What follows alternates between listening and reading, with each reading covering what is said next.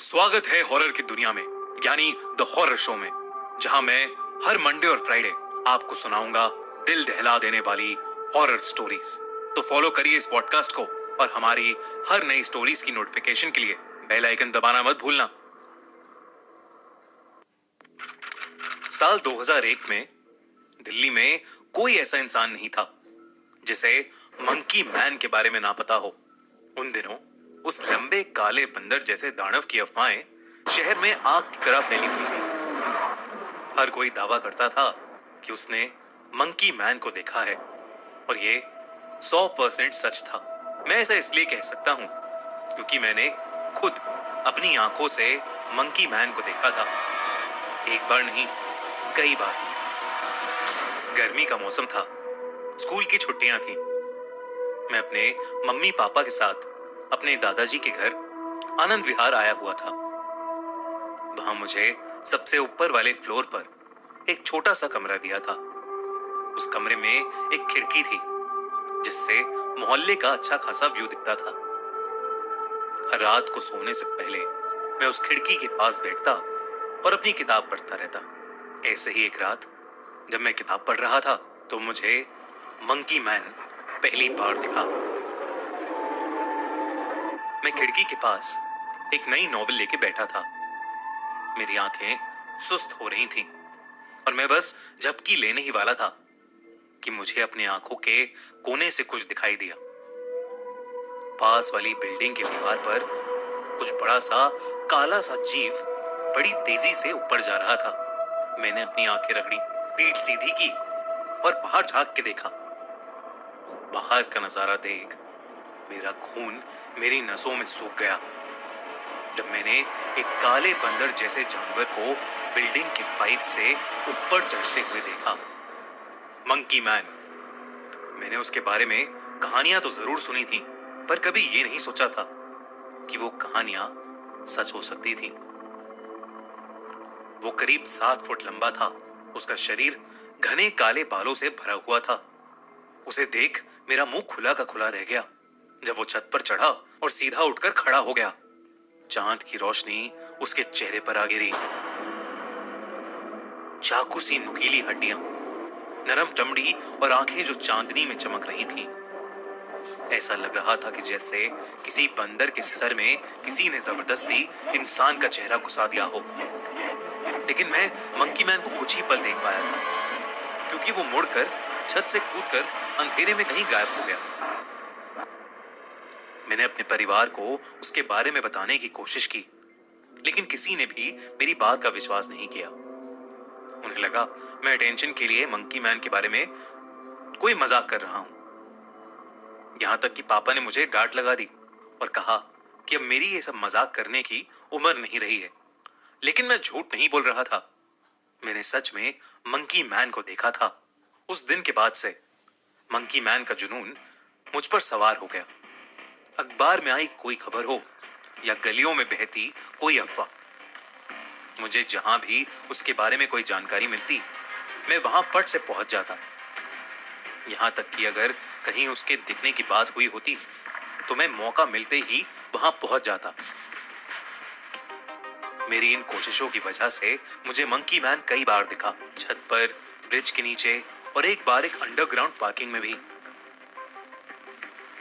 मैंने जितना उसे देखा उतना ज्यादा मुझे ऐसा लगा कि शायद वो एक ऐसा जानवर है जो अपने घर से बहुत दूर आ गया है और अब हम इंसानों की दुनिया में कहीं खो गया है। लेकिन मेरा ऐसा फील करने से कोई फर्क नहीं पड़ता था। हम इंसानों के लिए तो वो बस एक राक्षस ही था। मुझे याद है जब मैंने उसे पहली बार किसी मासूम को चोट पहुंचाते देखा था। देर रात थी। मैं अपनी खिड़की के पास बाइनोकुलर्स लेके बैठा था। मैंने उसे एक बिल्डिंग की छत पर देखा।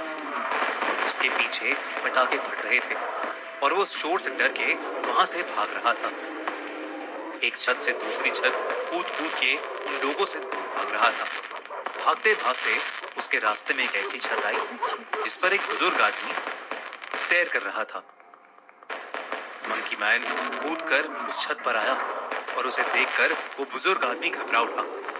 मंकी मैन उस पर गुर्राया और उस बुजुर्ग आदमी का संतुलन बिगड़ गया। वो छत से सीधा जमीन पर 6 फ्लोर नीचे आ गिरा। उसकी चीखें और उसकी जमीन पर गिरने की आवाज मुझे आज तक याद है। ये पहली बार था जब मैंने अपने सामने किसी को मरते हुए देखा था। सुबह उस बुजुर्ग आदमी की बिल्डिंग के पास खड़ी भीड़ और एम्बुलेंस को देखकर मेरी आंखों से आंसू निकल आए।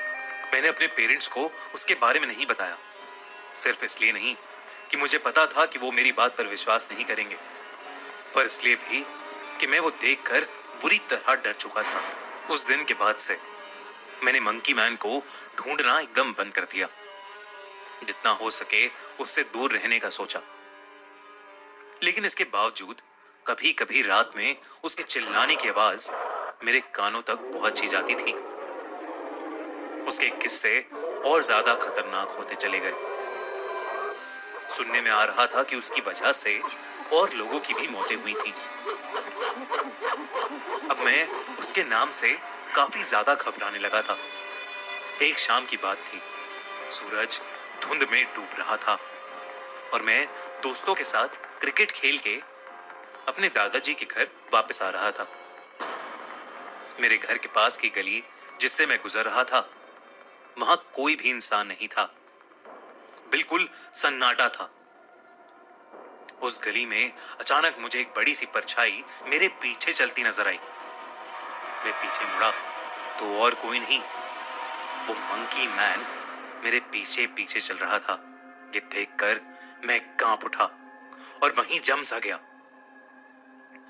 मैं घबराहट के मारे आगे चल ही नहीं पा रहा था और वो धीरे धीरे मेरे पास ही आ रहा था। अचानक वो मेरे ठीक सामने आया और उठकर खड़ा हो गया। वो मुझे घूर कर देख रहा था। उसकी आंखें लाल थीं। उस रात वो मंकी मैन बेहद गुस्से में लग रहा था। अचानक वो मुझे देखकर एक अजीब तरीके से गुर्राने लगा। उसकी आवाज सुनकर मैं फुल स्पीड पर वहां से भागा। वो मेरे पीछे पीछे भागने लगा। मैं जैसे तैसे गली के एक अनजान मकान में जाकर छुप गया। वो उस मकान तक आया, लेकिन फिर पास वाली दीवार चढ़कर मेरी नजरों से गायब हो गया। मैं किसी तरह हिम्मत करके अपने घर पहुंचा और अपने कमरे में घुसते ही घबराहट के मारे रोने लगा। तभी मैंने फिर से मंकी मैन के जोरों से गुर्राने की आवाज सुनी। उस रात फिर से मैंने अपनी खिड़की से उसको देखा। मंकी मैन मेरे बराबर वाली बिल्डिंग की छत पर खड़ा एक आदमी को बेरहमी से नोच रहा था। वो आदमी भी डर के मारे जोरों से चिल्ला रहा था। उसने उस आदमी के चीथड़े चीथड़े कर दिए थे। मोहल्ले में शोर होने लगा। घरों की लाइटें ऑन होने लगी। लोग बाहर आने लगे ये देखने के लिए कि बाहर आखिर हो क्या रहा है। उन्हें मंकी मैन नहीं मिला, क्योंकि वो पहले ही ऊपर छत पर चढ़ के अंधेरे में गायब हो चुका था। उस रात के बाद से मंकी मैन मुझे फिर कभी नहीं दिखा और समय के साथ वो बस एक हॉरर लेजेंड बनकर रह गया। लेकिन मुझे कुछ सवालों का जवाब आज तक नहीं मिला। कौन था वो, कहां से आया था और फिर अचानक कहां गायब हो गया?